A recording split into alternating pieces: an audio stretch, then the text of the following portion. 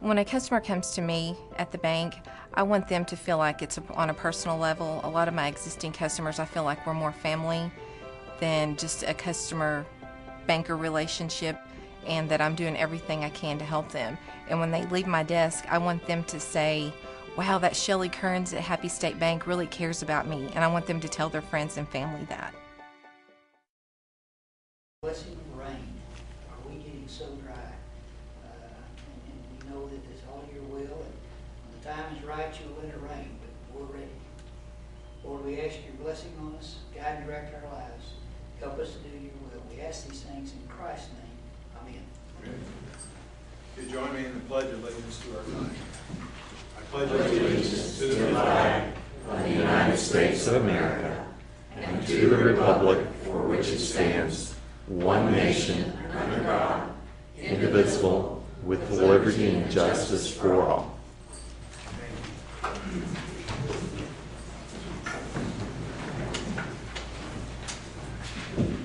Good afternoon and welcome to the regularly scheduled meeting of the Amarillo City Commission held on the third floor of City Hall each Tuesday at 3 p.m. The first item of business today is the agenda for the minutes. We actually have a revised agenda from last week's meeting, and it's attached with the minutes now. And so I entertain a motion that we accept the revised minutes as presented. Mayor, I would move for approval of the corrected minutes from last week's meeting. I second the motion. Okay, it's been motioned and seconded. All those in favor? Aye. Against? Passes with a 5-0 vote. Okay, the first item for business on the agenda today is ordinance number 7281. This is the first reading of an ordinance changing the zoning of a 39.86 acre tract of land in section 154, block 2, Survey Randall County, in the vicinity of 34th Avenue and Osage, southeast, from residential district 3 to specific use permit 2 to general retail district for various retail uses. This is recommended for approval by a 6-0 vote of the Planning and Voting Commission. Mr. Shaw, could you tell us any of the details about that? We have two, Mayor. This particular site is part of the Llano Cemetery property. It was actually rezoned in 1968 for future expansion of the cemetery. However, Llano Cemetery now believes that given their overall amount of land west of this site, that this property is no longer needed for future expansion. And also, as well, as to take advantage of the growth in this particular area and market this piece of property for retail development that would help further subsidize their current operations.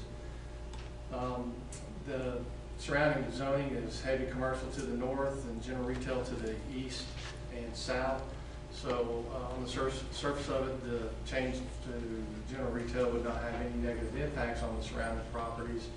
However, the Planning and Zoning Commission felt strongly that this size of property, being almost 40 acres, would actually give this piece of property a chance to perhaps see some type of unified retail developed to where it might be a destination or hub type retail development that would be somewhat different from the single tenant type retail that you have across the street or to the in other areas of town. So they were believing that this request was not only appropriate but could have a very positive impact for this part of town, and recommended approval of it unanimously.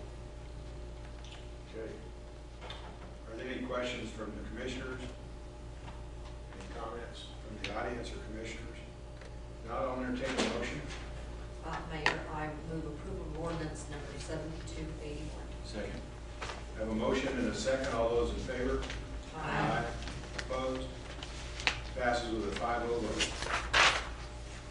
Ordinance number 7282. This is the first reading of an ordinance changing the zoning of a 5.73 acre tract of land in section 39, block 9, BS&F Survey, Randall County, in the vicinity of Andover Drive and Ledgestone Drive, from residential district 1 to residential district 3, for single-member detached homes. It's recommended for approval by a 6-0 vote of the Planning and Zoning Commission.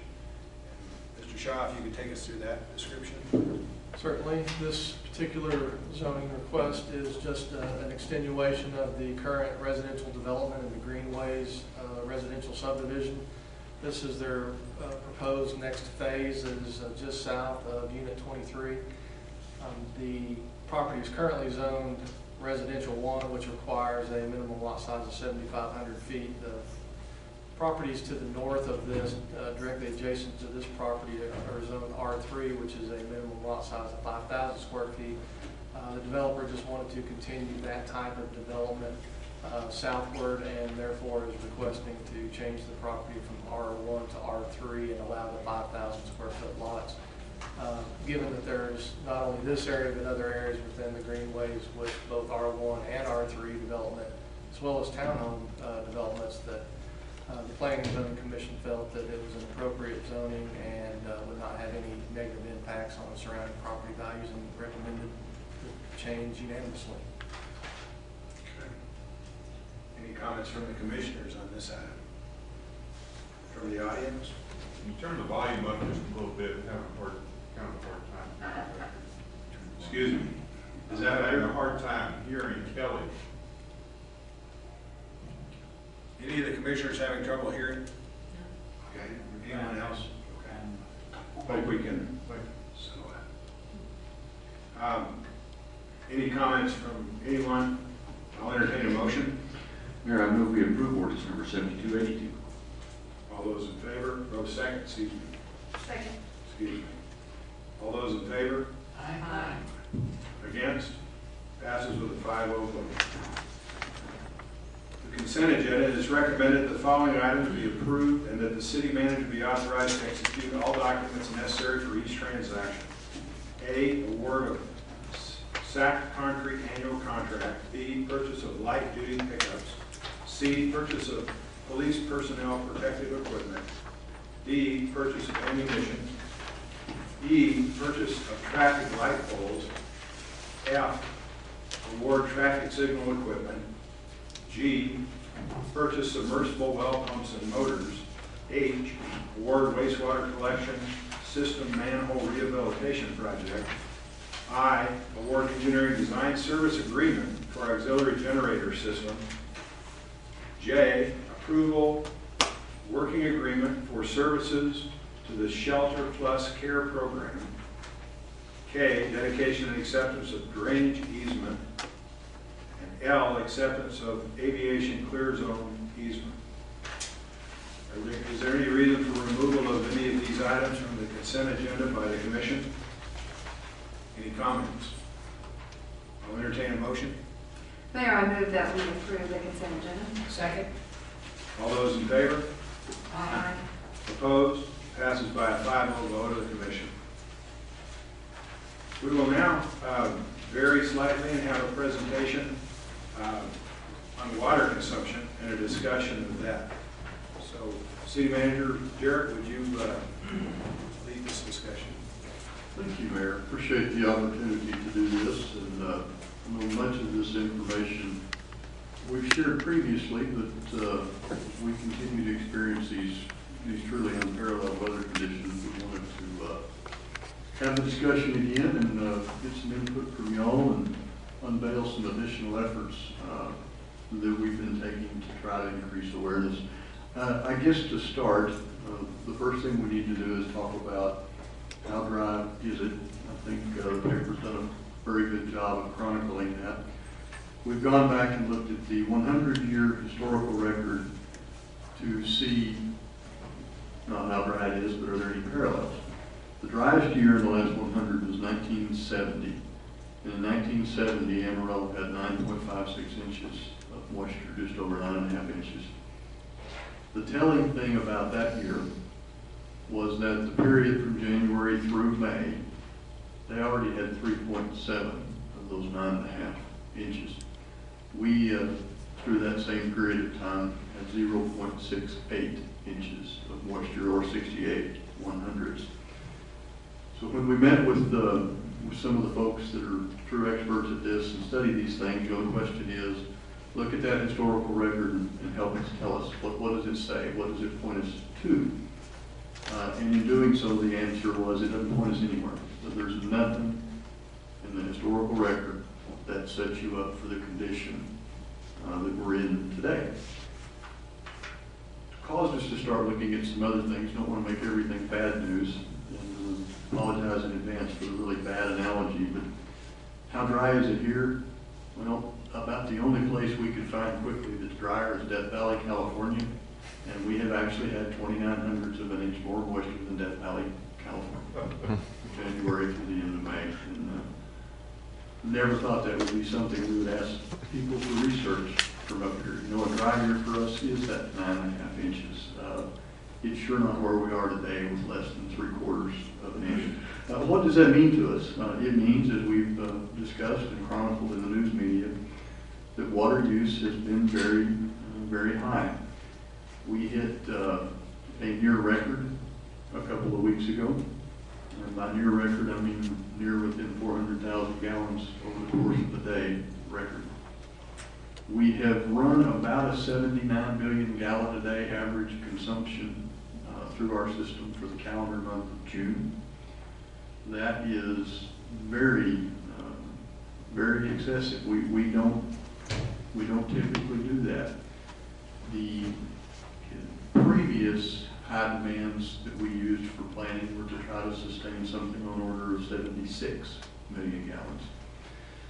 The system through the course of this month, starting yesterday, started looking good, but I want to walk you backwards over the last weekend, up through last Friday, and tell you what the city's done to try to influence this.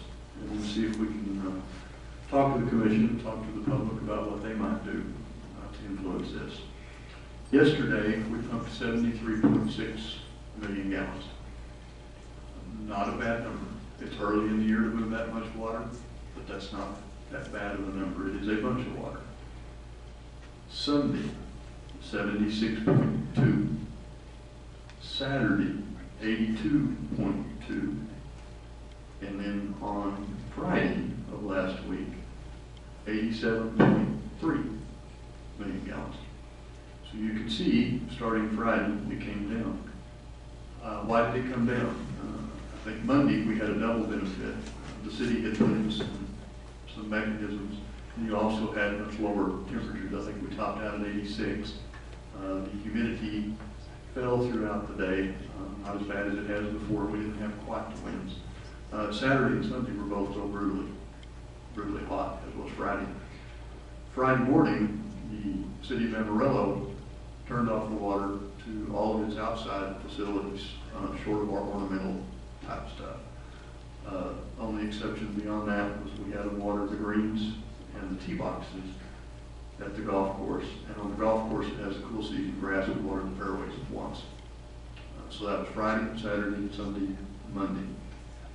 And I think we see on our behalf a phenomenal reduction in water use. And it's based on what we all know everyone else's is based on, and that's outdoor water use. There's really not much more in your water system that is variable other than that. So the city has taken what is a pretty significant leap to try to help us knock these numbers back down. We're going to do our best to absolutely minimize all outdoor watering. At the same time, we're going to try not to destroy or damage stuff that will cost the public money for us to put back into place. Your parks department, your fire department, your facilities maintenance departments are all working very hard to do exactly what we're asking the public to do through our water conservation program, through every drop counts, and to try to show that we can make that work. I would ask the public's understanding and forgiveness. They will see the athletic fields throughout the city, not in the condition that we're accustomed to seeing them. But I think with the unprecedented conditions that we're in, that's something we need to do as an example to the public. And it's something I hope we don't have to do for very long, but we will do it until then. Something else that's occurring, and Mr. Wallace Hill is here with us today from Excel Energy. Don't want to speak for them, but I think they have had unprecedented high demands. In that vein, I'd like to take this opportunity to publicly thank Wallace Riley, the whole crew over there, and certainly the field crews. As these high demands stacked up on them last week, we began to have some issues electrical issues in our well field, and the Canadian River Municipal Water Authority had some electric issues. Folks, in all of my public experience, I've never seen a utility move so quickly and so decisively in getting stuff put back together and put back up and keeping it going. And that's a big deal. You take those pumps that run the Canadian River Municipal Water Authority, that's water to well over 500,000 people. And at the rates they're moving that water this time of year, it doesn't have to be down for an hour or two to make it very difficult for people to catch up and recover and have a safe water system. So, Wallace, to you and your group, thank you.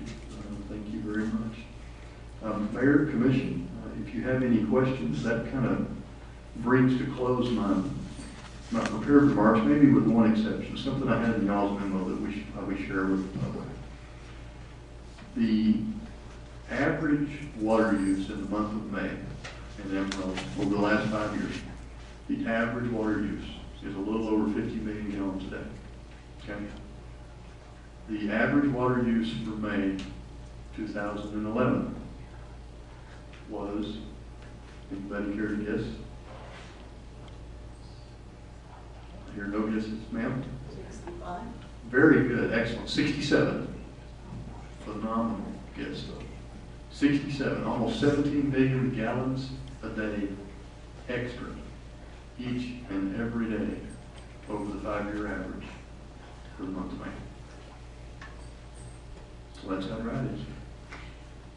Jared, have you also talked to the 10 top water users? I know Amarillo City is one of them, but you've had discussions? Thank you. Yes, we have met either in person or have visited with, and I think we're actually farther down the list now than the top 10. We've had excellent participation by them. Some of them that you may see as visible examples.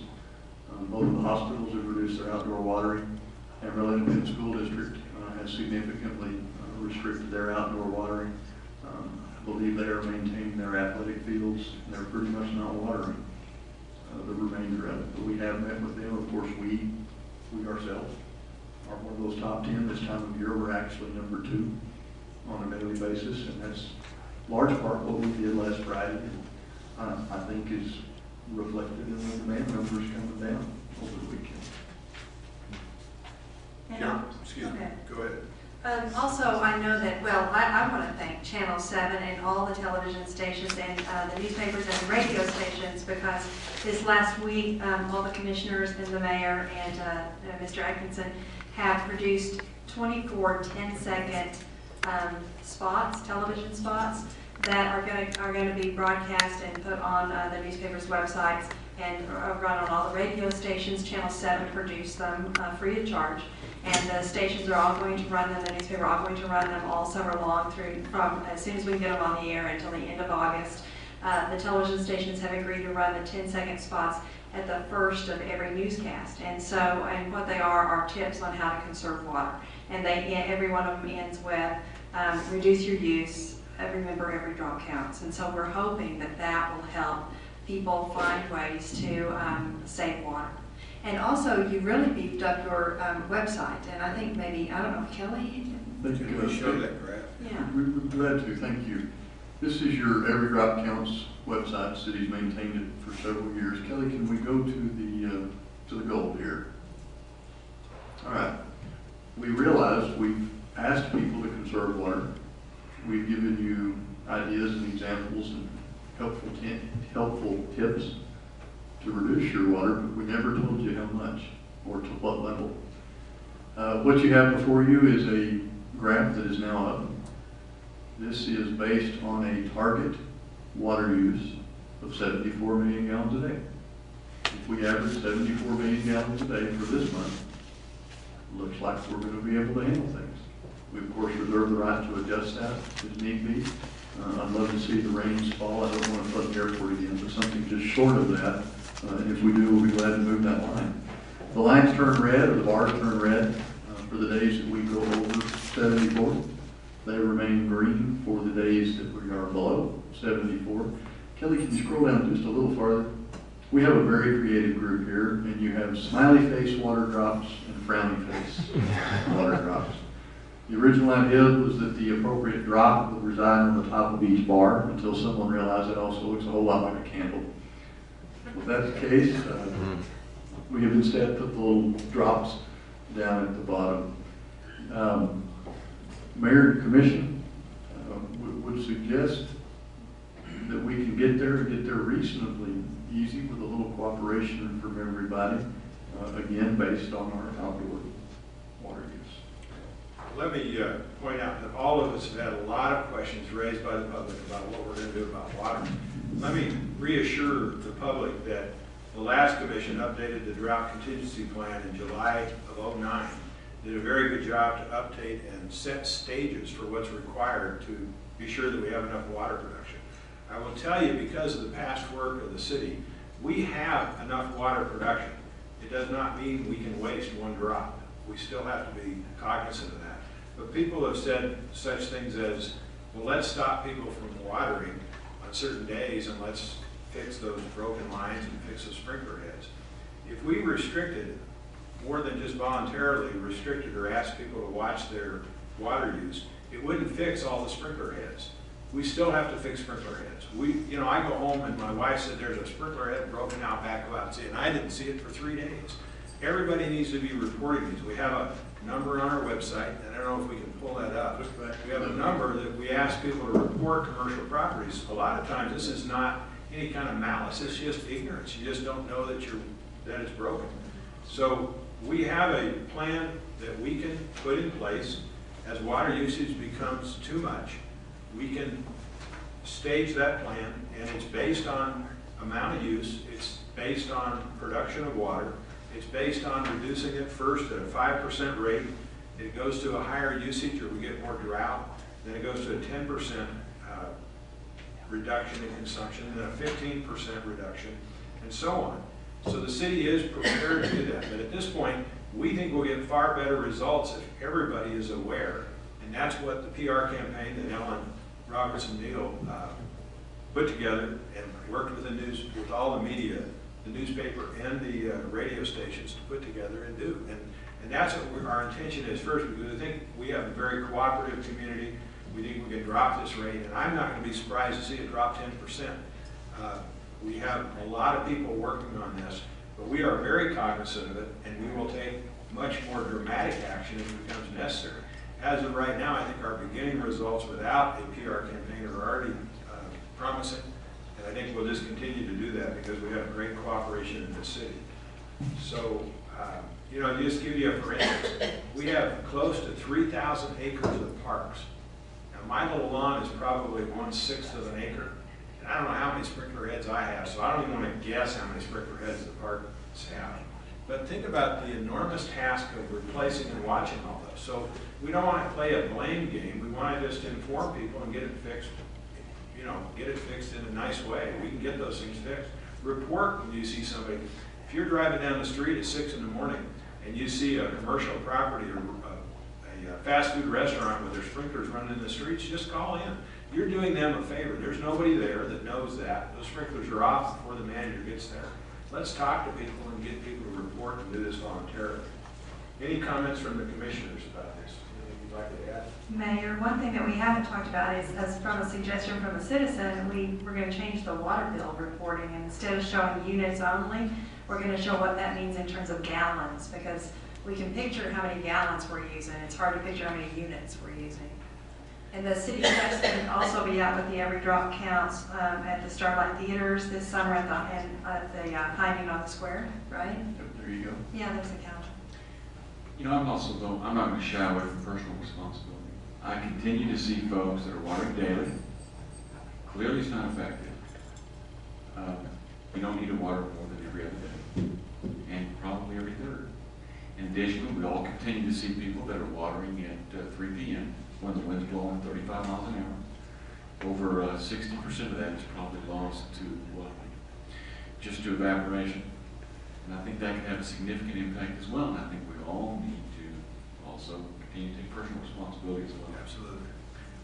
Well, I think that if we can't see that having an effect, then we will take other steps, but I hope that we can see that have a dramatic effect. We all just need to raise our awareness. We know we have enough water. That doesn't give us any right to waste a drop of water. Commissioner Sims, you have any comment? You've covered it. Okay. Well, and I think that Commissioner Eads' suggestion that we just all need to be more aware. Commissioner Escape. Just an addendum to what Ellen has referred, the ads that have been produced for the Every Drop Counts are also done in Spanish by yours truly, so we are trying to reach everyone in the community. We're going to continue to welcome comments from the audience and from the citizens. They've got our contact information, and we have gotten great comments from citizens about this with good suggestions. You know, one, I knew this, but nobody had reminded me to raise the mower 1 or 2 heights, and it changes the watering needs of that lawn. And I just hadn't thought about it. I knew that from being a kid, mowing lawns, but raise the mower and it cuts down the watering. So there's, in these 24 items that Commissioner Green has put together for us to do PSAs with, you'll see a lot of good advice, things that we can do. Let's see how it works. We will obviously take comments from the audience on that, and let's just, I think that concludes pretty much the business for today. Mayor, could I throw out one other suggestion? Not counting lawn watering, the busiest time of the day for the water system starts about 6 a.m. It's when folks begin to get up and, you know, they go to the shower and do everything they need to do to get the day going. One of the things that would help in those areas, we have had areas of reduced pressure. We haven't hit the critical low pressures, but we don't want to. If we could all be sure, and I know my sprinklers weren't quite doing this, as I could tell when I came out, the truck was wet. The sprinklers need to be off by 6 a.m. We tell you water between the hours of 10 p.m. and 6 a.m. That's absolutely true. But please don't water at 6:01. If you can shut those off, your system's in great shape as we start today. So, thank you, Mayor. I have to change mine because I'm not watering. I'm watering early in the morning. I'm going to change it. I'll change it today. I'm gonna wait till 9 to take my shower.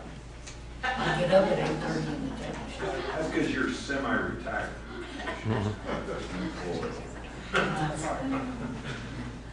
Okay.